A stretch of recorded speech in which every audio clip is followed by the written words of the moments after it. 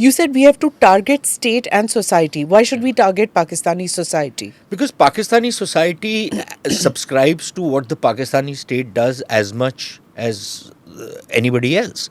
It's not as though the Pakistani society is very nice, loving people, all very caring. Just because you go to that dump called what is that Anarkali Bazaar, and some shopkeeper does not take 10 rupees from you, does not mean that he is well disposed towards you. It's just something that people do.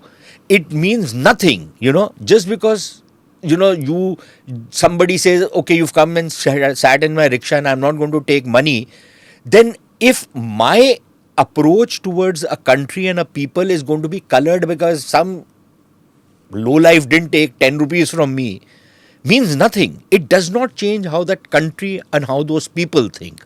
And frankly, I have been there, I've done that. I've sat in gatherings where they have sometimes forgotten that there is a Hindu from India sitting with them, and I have heard the kind of trash talk which they do, and then finally they are embarrassed because they realize there's an outsider. There are any number of books written by retired diplomats and civil servants of all hue who write about how lovely it is to be feted by the civil society in Pakistan, and how they are fighting the army, and they are good at heart.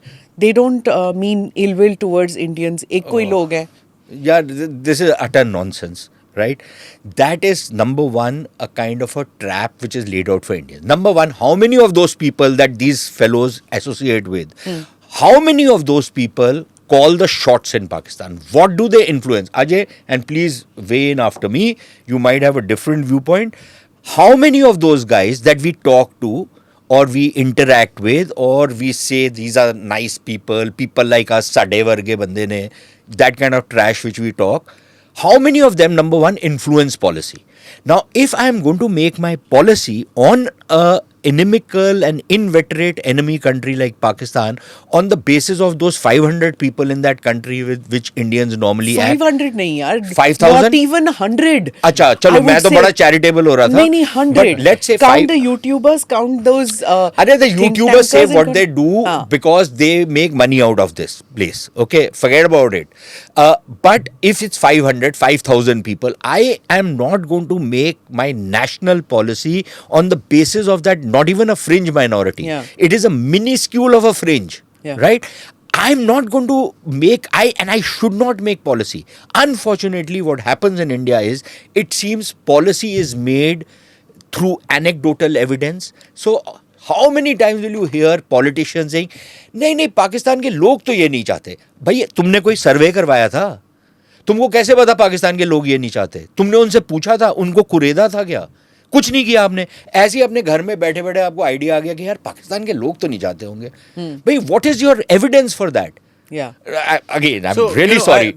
It's a very interesting debate. He talks about, all these diplomats talk about people to people, and I keep asking, please give me an audit of people to people. Don't paint all diplomats in one. I'm not talking about. Yeah. But I'm just saying. But you were posted in Islamabad. Yeah. You've seen the kind of people that he's talking about. I've been to Islamabad. You've been to Islamabad. It is true. There is a certain elite which will keep saying, ये जो दहशतगर्दी है, इसके पीछे वर्दी है.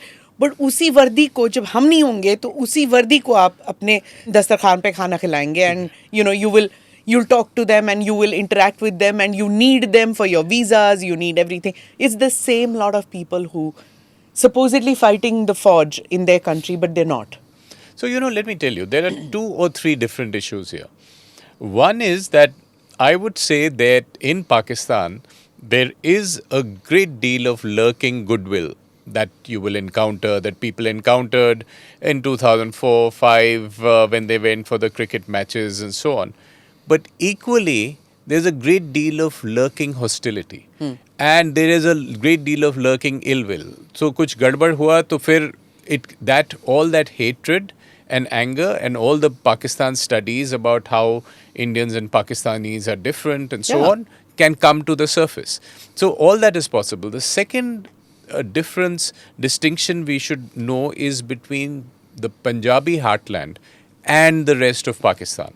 So, there would be greater goodwill in Khyber Pakhtunkhwa and Balochistan. But they don't matter, in no, Sindh. Ajay? Yeah. So, that brings me to the third point. Does this matter at all? assuming for a moment, and a very senior politician had asked me, what is the support for the Kashmir cause? The Kashmir cause is an artificially promoted cause by the official narrative. It's not that people on every street believe that Kashmir is our jugular vein and without it we are incomplete. That's the artificial narrative that suits the army and the official narrative and so on. Now, even assuming that 97% of Pakistan believes, people believe that no, the Kashmir cause is not worth dying for, or India is a friend, it doesn't matter.